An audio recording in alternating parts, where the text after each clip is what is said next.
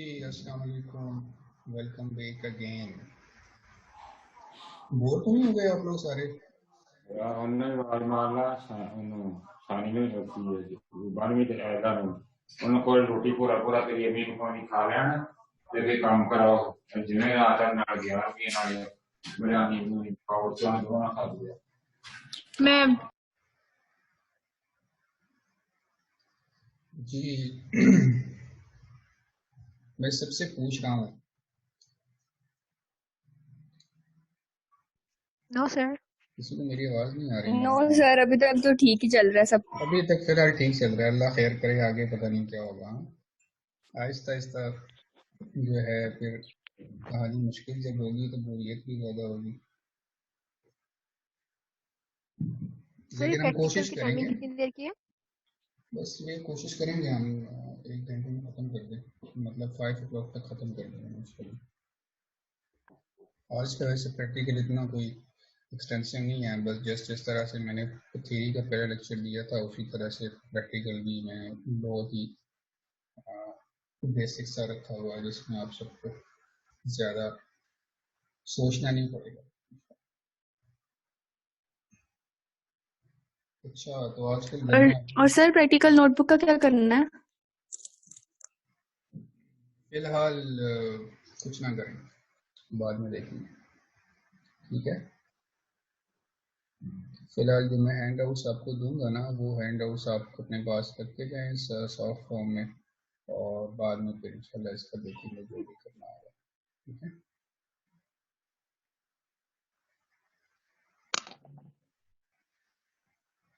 जी, तो मैं ये कि पूछ रहा था आपसे कि आप लोग इन छुट्टियों में सोने के अलावा और क्या क्या काम कर रहे हो?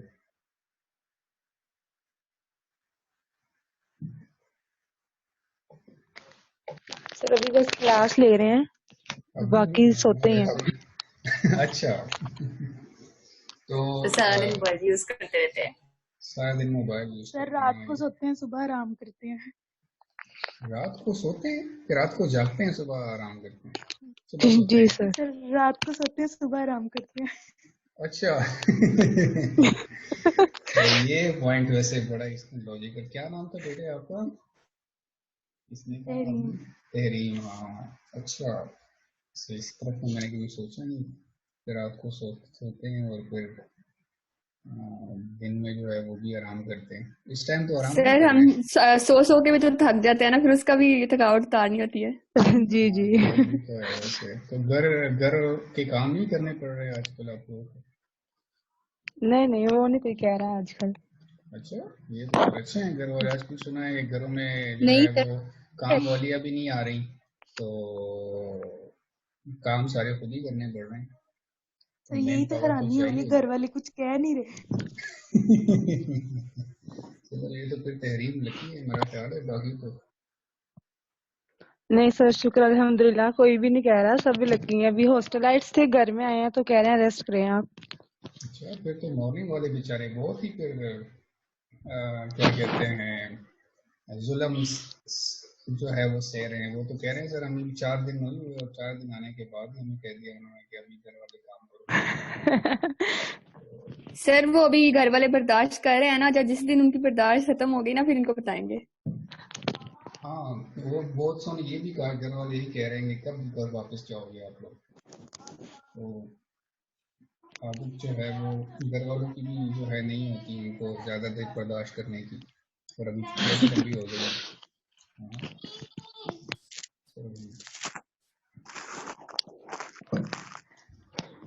तो सारे आ गए हैं, तो स्टार्ट करें। जी सर।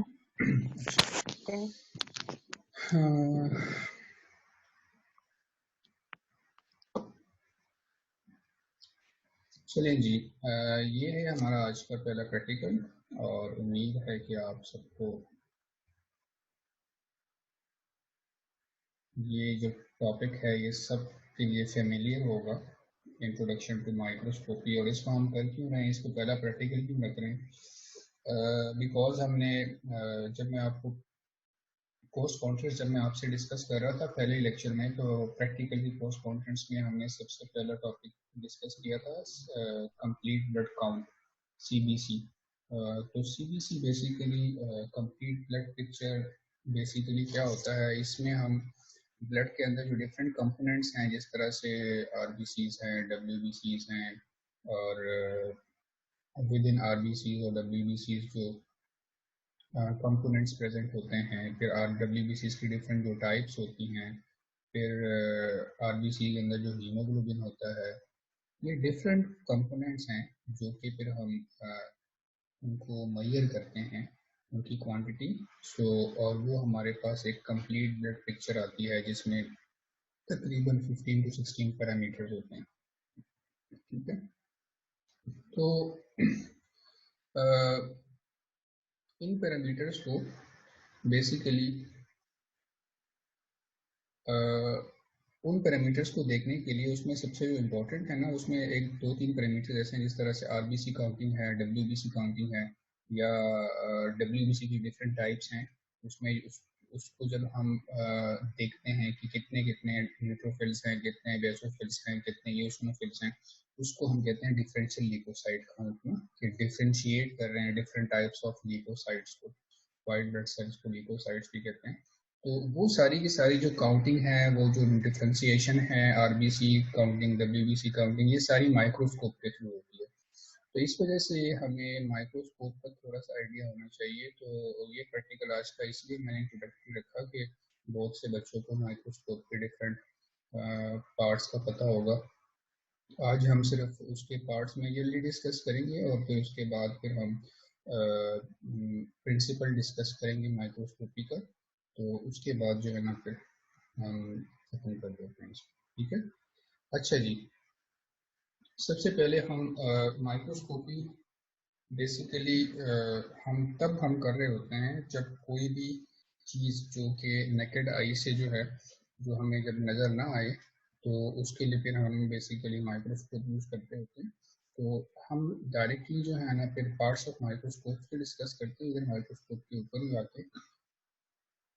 देखिए यहाँ पे ये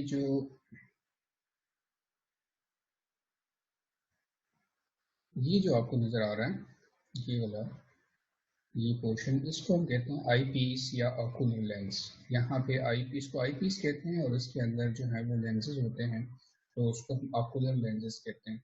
लेकिन जो आई पीस होता है या ऑकुलर लेंसेज जो होते हैं, उसके अंदर जो लेंस लगा होता है ना, उसकी मैग्निफिकेशन पावर होती है 10x। मतलब कि वो किसी भी अगर आप सिंपल बाकी आगे वाले पोर्शन को निकाल लें, अगर आप सिंपल इस आई पीस को लें और उसके अंदर जो लेंस है, उस लेंस वो 10 टाइम्स ऑब्जेक्ट को मैग्नीफाई कर देता है। मतलब कि 10x का मतलब क्या है कि वो 10 टाइम्स किसी भी ऑब्जेक्ट को इनलार्ज कर सकता है। सो उसको तो ये पोर्शन स्टार्ट वाला, इसके थ्रू हम देखते हैं, उसमें जो लेंस लगी होती है वो 10x की होती है, और इसको हम आई पीस कहते हैं। और उसके बाद ये जो ट्यूबुलर पार्ट है, इसको फिर हम आई पीस ट्यूब कहते हैं। उसके बाद ये जो पोर्शन है, इसको हम हेड ऑफ माइक्रोस्कोप कहते हैं, या इसको हम बॉडी ट्यूब भी कहते हैं। और इसका फंक्शन क्या होता है, ये बेसिकली आई पीस को कनेक्ट करता है with the objective lens. So eyepiece को ऑब्जेक्टिव लेंस के साथ कनेक्ट करना, ये बेसिकली इस हेड का या बॉडी ट्यूब का काम होता है, ठीक है। और हेड से अगर हम थोड़ा सा और नीचे आते हैं, तो आपको ये ब्लैक रिबन नज़र आ रहा है, ये ब्लैक कलर का ये वाला, ठीक है। इसको हम कहते हैं नोज पीस। नोज पीस कहते हैं, या इसको हम ट्यूरेट भी बोलते हैं। सो ऑब्जेक्टिव ट्यूरेट या नोज पीस, ये बेसिकली इस पार्ट को हम कहते हैं। और इसका फंक्शन क्या होता है, ये basically it helps, this nosepiece helps in the interchange of the objective lens. मतलब देखें, माइक्रोस्कोप में 4 ऑब्जेक्टिव लेंसेज होती हैं, तो कोई भी ऑब्जेक्टिव लेंस को मूव करवाने के लिए, उसको चेंज करने को, एक के बजाय दूसरी लगाने के लिए, दूसरे के बजाय तीसरे लेके आने, स्लाइड के ऊपर ऑब्जेक्टिव लेंस चेंज करने के लिए हम बेसिकली नोज पीस को यूज करते हैं, ठीक है। उसके बाद जो अगर और इसे आते हैं, तो ये आपको नजर आ रहे हैं बेटे objective lenses, these are the objective lens. Normally light microscope में 4 ऑब्जेक्टिव लेंस होते हैं, ठीक है, जिसमें 3 जो है वो ड्राई लेंस होते हैं, और एक जो है वो ऑयल इमर्जन लेंस होता है, ठीक है। और माइक्रोस्कोप जो है उसकी अगर ऑब्जेक्टिव लेंस की हम बात करें, तो जो 3 ड्राई लेंस हैं उसमें जो लोवेस्ट मैग्नीफिकेशन है वो 4x की होती है और उसमें जो हाईएस्ट मैग्नीफिकेशन होती है वो 40x की होती है। मतलब 3 ड्राई लेंसेज जो हैं उसमें एक 4x है, दूसरा 10x है और तीसरा 40x है, ठीक है। और चौथी जो ऑयल इमर्जन लेंस होती है जिसमें सीडरवुड ऑयल यूज होता है उसको हम कहते हैं वो 100x की लेंस होती है। उसकी जो मैग्नीफिकेशन पावर होती है वो 100 टाइम्स किसी भी ऑब्जेक्ट को मैग्नीफाई कर सकता है। सो वो 100x की लेंस होती है। सो हमारे पास टोटल 4 तरह की ऑब्जेक्टिव लेंसेज आ गई, 4x, 10x, 40x and then 100x, ठीक है। उसके बाद अगर हम और थोड़ा सा इधर नीचे आते हैं तो ये जो आपको ब्लैक पोर्शन नजर आ रहा है ये this is the stage of microscope, ठीक है। और स्टेज ऑफ माइक्रोस्कोप पे बेसिकली स्लाइड को रखा जाता है, सही। और ये आपको ये सिल्वर कलर के पीछे these are the stage clips, इसमें एक फिक्स होता है और एक मूवेबल होता है। सो इस स्टेज क्लिप्स के थ्रू हम स्लाइड को फिक्स करते हैं अपॉन द स्टेज, ठीक है। स्टेज के ऊपर स्लाइड को फिक्स करने के लिए स्टेज क्लिप्स यूज की जाती है, ठीक है। और इस स्टेज के साथ ये देखें यहाँ पे जी फिजा,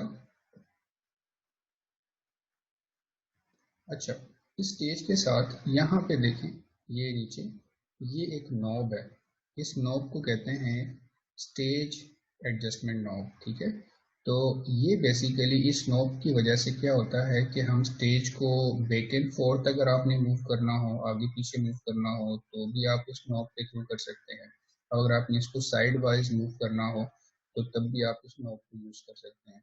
और स्टेज की मूवमेंट बेसिकली हम इसलिए कर रहे होते हैं, बेसिकली स्लाइड को मूव कर रहे होते हैं according to the objective lens. Objective lens तो फिक्स है ना, वो तो सिर्फ सर्कुलर पैटर्न में मूव करती है ना, तो वो जहाँ पे फिक्स हो जाती है उसके अकॉर्डिंग हमें अगर स्लाइड को उसके पास लेके आना हो तो हमें पे स्टेज की मूवमेंट रिक्वायर्ड होती है, तो उसके लिए हम ये स्टेज एडजस्टमेंट नॉब यूज करते हैं, ठीक है। उसके बाद जो नेक्स्ट है दैट इज दी आइरिस या डायफ्राम, आइरिस डायफ्राम इसको कहते हैं। और आइरिस डायफ्राम का बेसिकली पर्पस क्या होता है, it actually controls the intensity of light upon the slide, falling upon the slide. कि जो नीचे लाइट सोर्स है ना, लाइट सोर्स से जो लाइट आ रही है इसकी इंटेंसिटी को कंट्रोल करना है, कितनी इंटेंसिटी लाइट की इस स्लाइड के ऊपर फॉल करनी चाहिए उसको बेसिकली कंट्रोल कर रहा होता है आपका आइरिस और आइरिस डायफ्राम, ठीक है। लेकिन इस आरएस डायफ्राम के अंदर जो है वो कंडेंसर लगा होता है। और कंडेंसर बेसिकली क्या होता है, कंडेंसर के अंदर सीरीज ऑफ लेंसेज होती हैं, ठीक है, डिफरेंट सीरीज ऑफ लेंसेज होती हैं। और उन लेंसेज का मेनली पर्पस क्या होता है, वो लेंसेज कन्वर्जिंग लेंस होती हैं। उनका काम क्या होता है कि जो नीचे से लाइट आ रही है ना उस लाइट को एक सिंगल पॉइंट पे कन्वर्ज करना, एक सिंगल पॉइंट पे फोकस करना, वो बेसिकली कंडेंसर लेंसेज के अंदर जो लेंसेज हैं उनका पर्पस यही होता है। तो वो जो इनकमिंग लाइट है उसको एक सिंगल पॉइंट पे कन्वर्ज करते हैं, ठीक है। सो वो पर्पस है बेसिकली कंडेंसर का, ठीक है। इसके बाद हम और नीचे आते हैं, so this is the light source और या इल्यूमिनेशन सिस्टम जिसको कहते हैं। और ये बेसिकली लाइट सोर्स की इंटेंसिटी इस नॉब के थ्रू रेगुलेट होती है, तो this is illumination intensity knob. So और ये जो है ये पोर्शन सारा this is the base of microscope, और ये जो है दिस इज द फ्रेम या आर्म ऑफ माइक्रोस्कोप, ठीक है, बाजू of microscope, this is the arm of microscope या frame of microscope and this one is the base of microscope. और यहाँ पे ये जो पार्ट है ये these are basically the adjustment knobs. So adjustment knobs जो हैं वो हमारे पास दो तरह की होती है, एक बेसिकली एक आउटर रिम होता है इसका, इस नॉब का, जो कि जो मूवेबल होता है उसको हम कहते हैं कोर्स एडजस्टमेंट नॉब, और एक इसका इनर रिंग होती है वो भी मूवेबल होती है, उसको हम कहते हैं फाइन एडजस्टमेंट नॉब, ठीक है। सो course adjustment knob basically it is meant for the rapid movement of stage up and down, ठीक है। और फाइन फोकसिंग जो है ये बेसिकली स्लो मूवमेंट करवाती है स्टेज की। इसका फायदा क्या होगा, ये मैं अभी आगे आपको जब पॉइंट समझाऊंगा कि आप स्लाइड को फोकस कैसे करेंगे तो उसमें फिर मैं आपको इसका फायदा बताऊंगा कि कोर्स एडजस्टमेंट जो है वो रैपिड मूवमेंट करता है उसका क्या फायदा है, फाइन एडजस्टमेंट जो है वो स्लो मूवमेंट करवाता है स्टेज की उसका क्या फायदा है, ठीक है। तो फाइन फोकसिंग से हम फाइन फोकसिंग नॉब से हम फाइन फोकसिंग करते हैं, और कोर्स फोकसिंग नॉब जो है that is used for course focusing. अब ये होती क्या है हम आगे इसको पढ़ेंगे अभी। So these are basically the parts of microscope. इसको मैं दोबारा एक दफा रिवाइज कर रहा हूँ। दिस इज आई पीस या ऑकुलर लेंस को कहते हैं, this is the eyepiece tube, the head of microscope, या इसको बॉडी ट्यूब कहते हैं। Body tube actually connects the eyepiece with the objective lens. Okay, after head जो है फिर आपके पास आ रहा है nose piece. Nose piece is actually meant for the interchange of the objective lenses, and after that these are the objective lenses. So normally light microscope has 4 different types of objective lenses. That's their magnification starts from 4x and it is up to 100x. So ये हमारे पास इसमें 4 different types of objective lenses होती हैं। उसके बाद this is the stage of microscope. These are the stage clips through which we can fix the slide on the stage. After that, this is the iris diaphragm of the microscope that actually controls the intensity of light falling upon the slide. And after that, within the iris diaphragm, there is condenser. And the function of this condenser is that it actually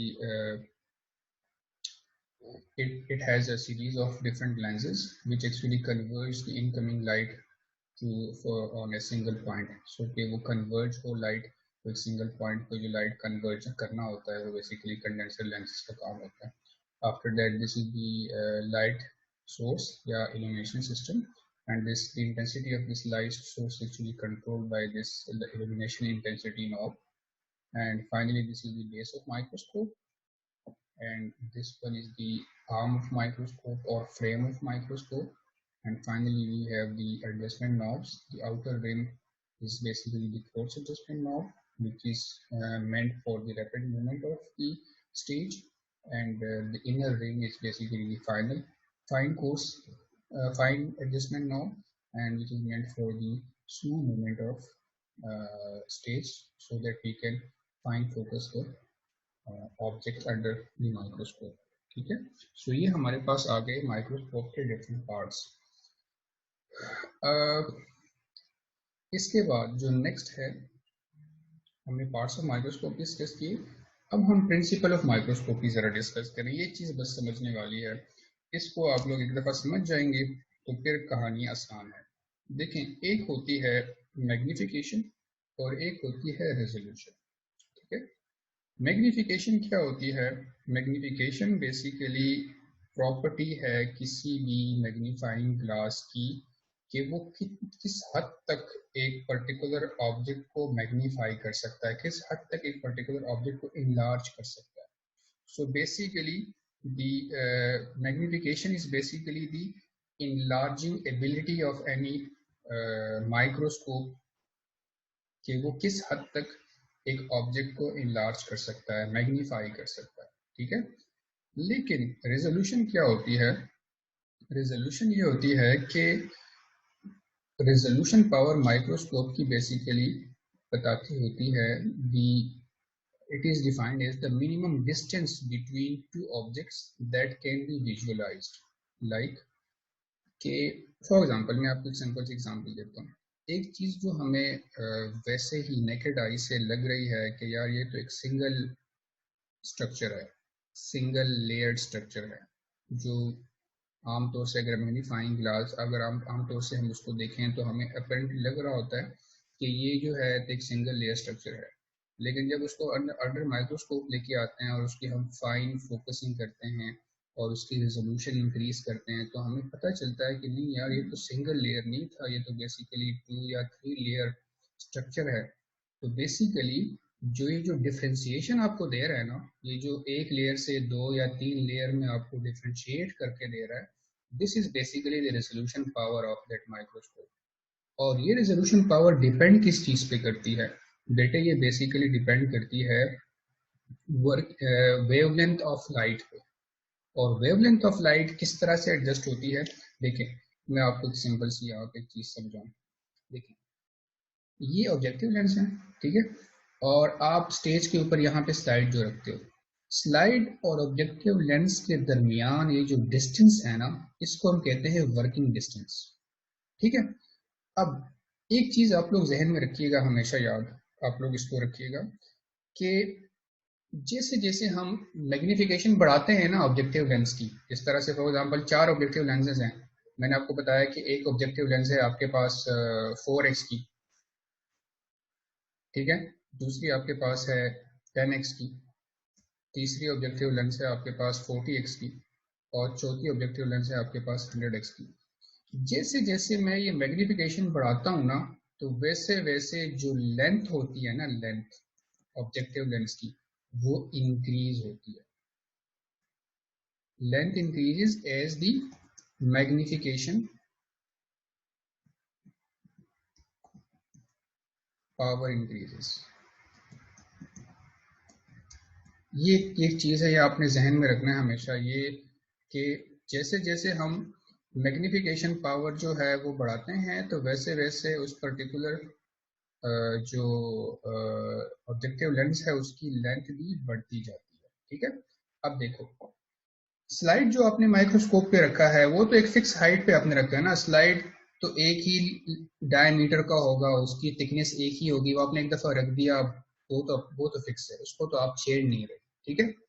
हो क्या रहा है, आप जैसे जैसे जैसे objective lens change करते जाते हो, मिसाल के तौर पे अगर मैं पहले यहाँ पे 4x रखता हूँ ऑब्जेक्टिव लेंस, 4x में क्या है, मैंने कहा था कि जैसे जैसे जितनी लेंस छोटी होगी उतनी उसकी लेंथ भी कम होगी। तो इसका मतलब ये कि 4x वाली ये है, देखो पीछे जो लेंस पड़ी हुई है, इस लेंस को मैं अगर यहाँ पे लेके आता हूँ तो उसकी वजह से क्या होगा कि जो स्पेस है, जो डिस्टेंस है between the lens and the slide, वो हमारे पास ज्यादा होगा, वर्किंग डिस्टेंस ज्यादा होगा, ठीक है। अब जब वर्किंग डिस्टेंस ज्यादा होता है तो दरमियान में चूंकि डिस्टेंस ज्यादा है, स्पेस ज्यादा है, तो लाइट यहाँ पे ज्यादा फॉल करेगी, ठीक है, वेवलेंथ ऑफ लाइट यहाँ पे ज्यादा होती है, सही। तो चीजें हमें नजर आ रही होती हैं, ठीक है।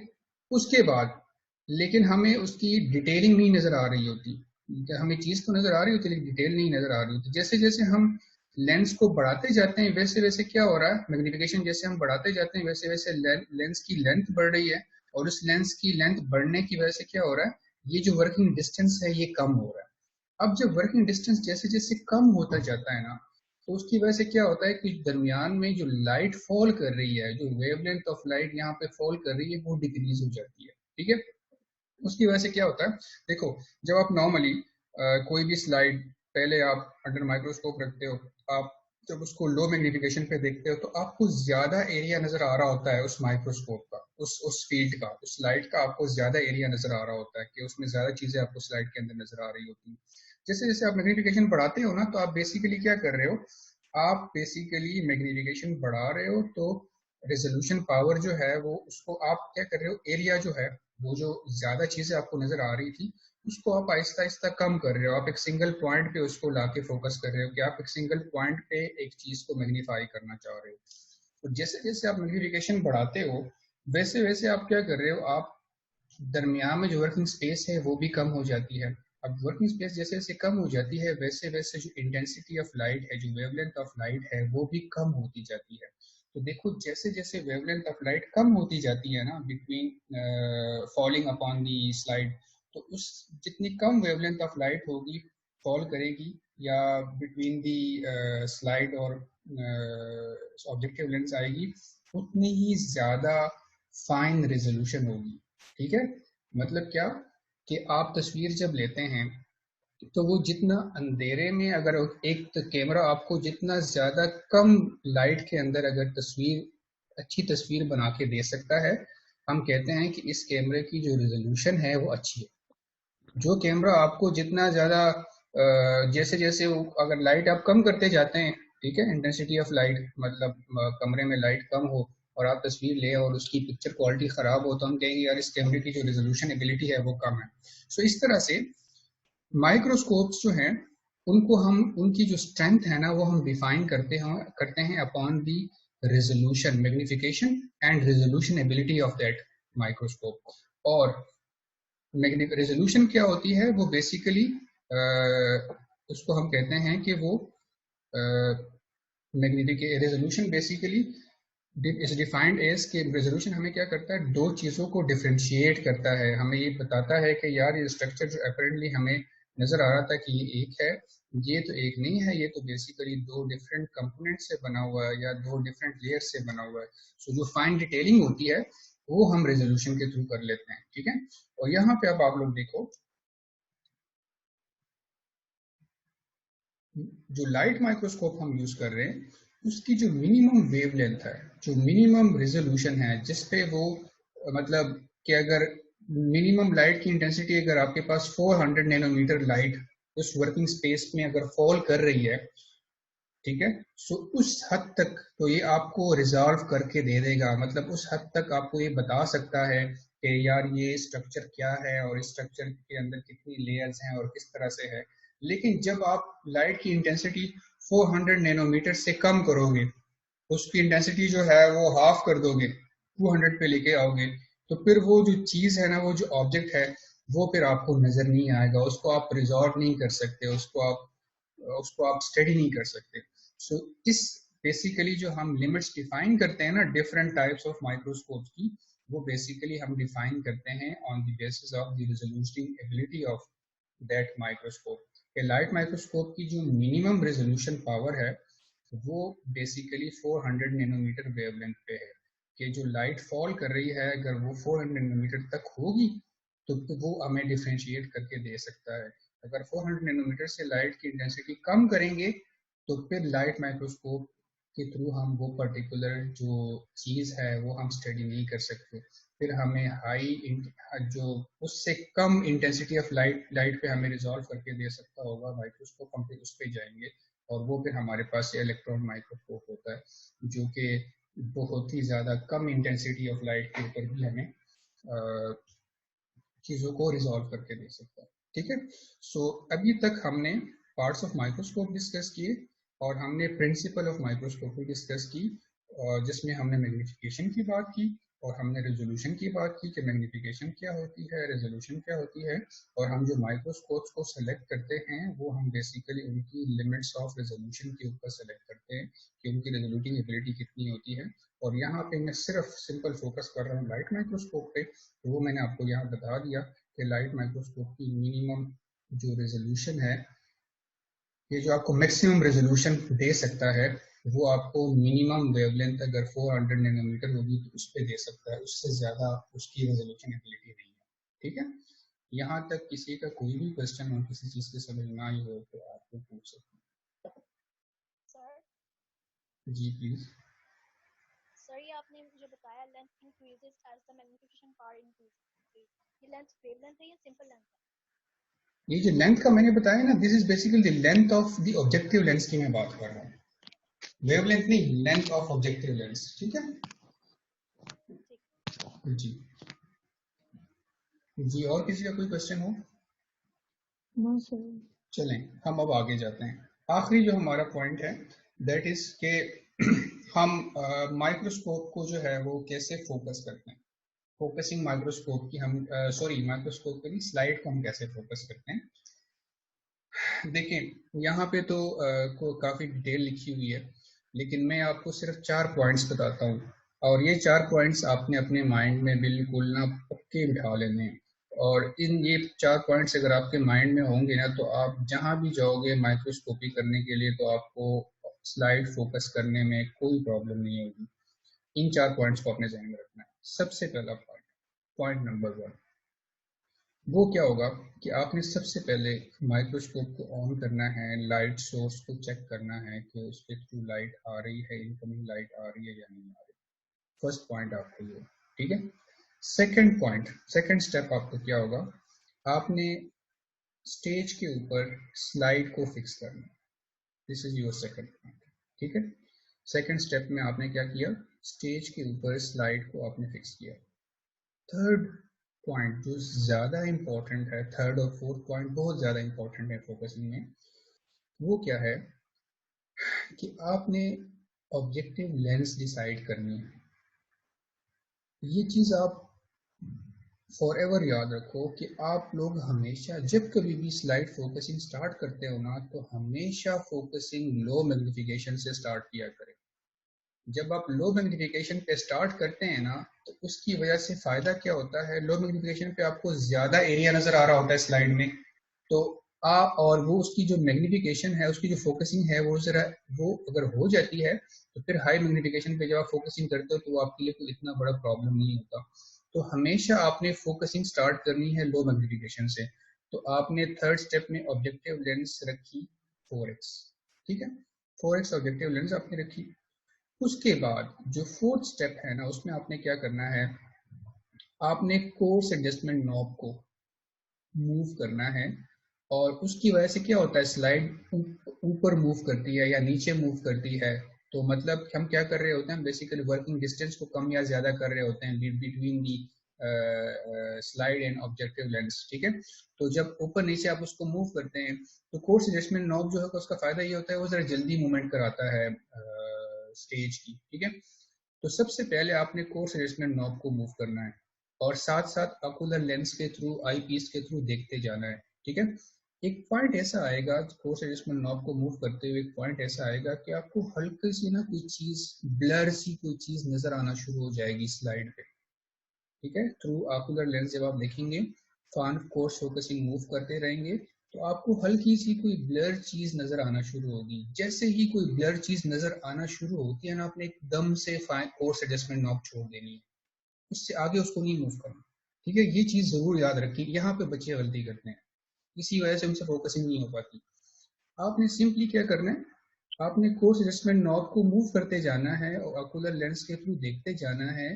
कब तक मूव करेंगे, जब तक कि आपको कोई भी चीज, हल्की सी कोई ब्लर चीज कोई नजर आना शुरू हो। जैसे ही कोई ब्लर चीज नजर आना शुरू होती है, आपने एकदम से कोर्स एडजस्टमेंट नॉब छोड़ देनी, ठीक है। तो उसके बाद आपने फाइन एडजस्टमेंट नॉब के थ्रू को मूव करना शुरू करना है, क्योंकि फाइन एडजस्टमेंट नॉब का मैंने बताया था कि वो हर स्टेज को स्लोली मूव करता है। तो फिर फाइन एडजस्टमेंट नॉब्स को जब आप मूव करेंगे तो वो जो ब्लर चीज आ रही थी ना, वो क्लियर होना शुरू हो जाएगी, उसकी फाइन फोकसिंग होना शुरू हो जाएगी। सो वो भी जब आप उसको मूव करेंगे, एक पॉइंट ऐसा आता है जिसमें आपको वो चीज बड़ी क्लियर नजर आना शुरू होती है, फिर आप उस टाइम पे भी फाइन फोकसिंग छोड़ देते हो। सो ये सिंपल 4 स्टेप्स हैं किसी भी स्लाइड को फोकस करने के। इन 4 स्टेप्स को अगर आप फॉलो करोगे तो आपको इसके लिए स्लाइड फोकसिंग बहुत ज्यादा आसान होगी, ठीक है। अदरवाइज ये 4th स्टेप में अक्सर बच्चे जो है ना मार खाते हैं, उनको समझ नहीं आ रही होती है, वो जो है स्लाइड को मूव जो है कोर्स एडजस्टमेंट नॉब को मूव करे जा रहे होते हैं, कुछ नजर नहीं आ रहा होता। या थर्ड स्टेप में वो गलती करते हैं, उन्होंने ऑब्जेक्टिव लेंस ही हाई मैग्निफिकेशन की रखी होती है, उन्होंने कोई 40x और 10x की मैग्निफिकेशन की लेंस रखी होती है, फिर उनको समझ नहीं आ रही होती कि इसको आप कैसे करें। तो इन 4 स्टेप्स को बेटे आपने जहन में बिठा के, पक्का बिठा के रखना है जब आप माइक्रोस्कोपी करो, जब आप स्लाइड को फोकस करोगे, ठीक है। यहाँ तक समझ आई आप सबको?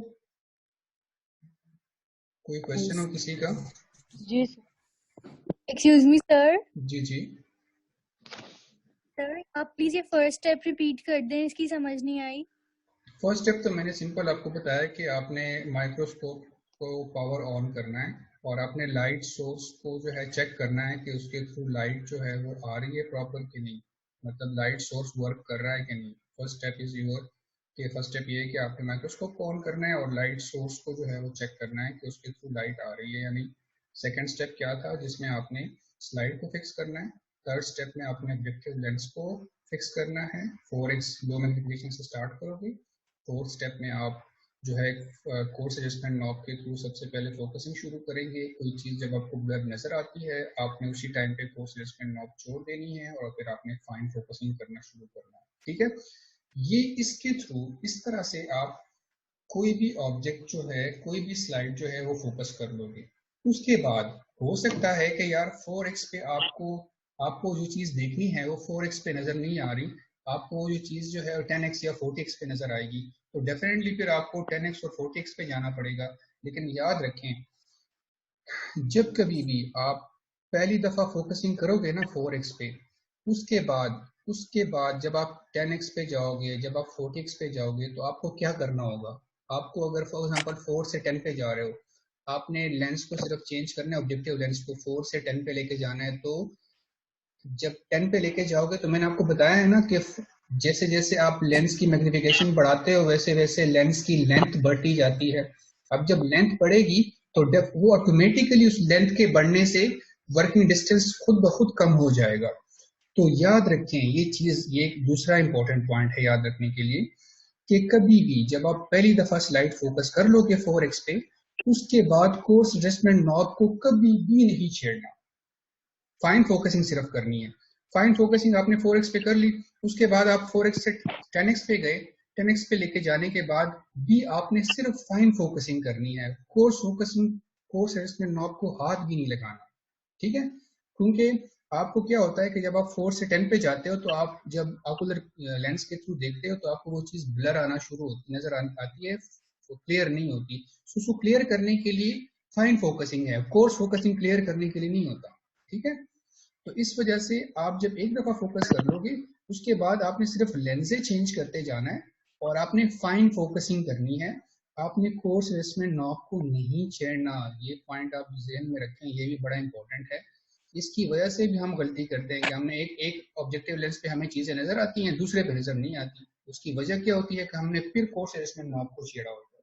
सो प्लीज इस चीज को आप लोगों ने नहीं करना, ये बिगिनर्स के लिए है। जैसे जैसे आप आहिस्ता आहिस्ता उसको करना शुरू करते हो, आपकी स्ट्रेंथ बन जाती है माइक्रोस्कोपी पे, तो आप डायरेक्टली 40x पे भी फोकस कर सकते हो, 10x पे भी कर सकते हो स्टार्ट से ही। लेकिन नॉर्मली जो सही तरीका है, जो स्टैंडर्ड तरीका है, वो यही है कि आप हमेशा लो मैग्निफिकेशन से हाई मैग्निफिकेशन की तरफ जाओगे। ठीक है जी, यहाँ तक क्लियर सबको? किसी का कोई क्वेश्चन हो बेटे, किसी चीज की समझ ना आई हो? चलें जी, अब वन बाय वन मैं आप लोगों से 2-3 चीज़ें पूछूंगा। ये देखें पार्ट्स ऑफ माइक्रोस्कोप है, ये पुराना कोई माइक्रोस्कोप है। तो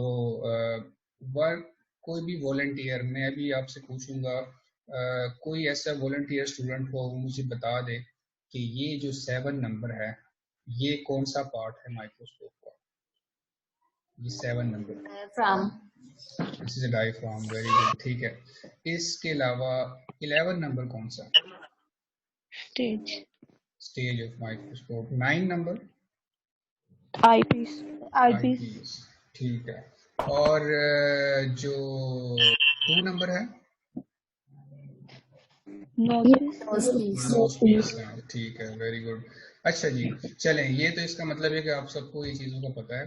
अब एक आखिरी बात सिर्फ, फिर हम खत्म करते हैं। मिसाल के तौर में आपसे कुछ क्वेश्चन कर रहा हूँ और आप लोगों ने मुझे जवाब देने से मुझे आइडिया हो जाएगा कि आप लोग कितनी समझ आई है। मैं एक ऑब्जेक्ट, मैं एक स्लाइड है उसको मैं फोकस कर रहा हूँ, मैंने ऑब्जेक्टिव लेंस रखी है 4x, ठीक है।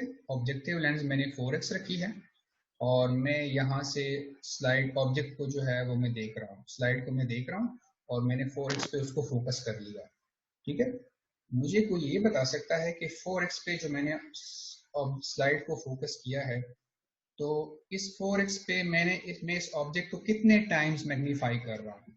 टोटल मैग्नीफिकेशन इस टाइम पे कितनी हो रही है? ये ऑब्जेक्ट टोटली मैं कितना टाइम्स इनलार्ज करके देख रहा हूँ, कोई बता सकता है? 4 times.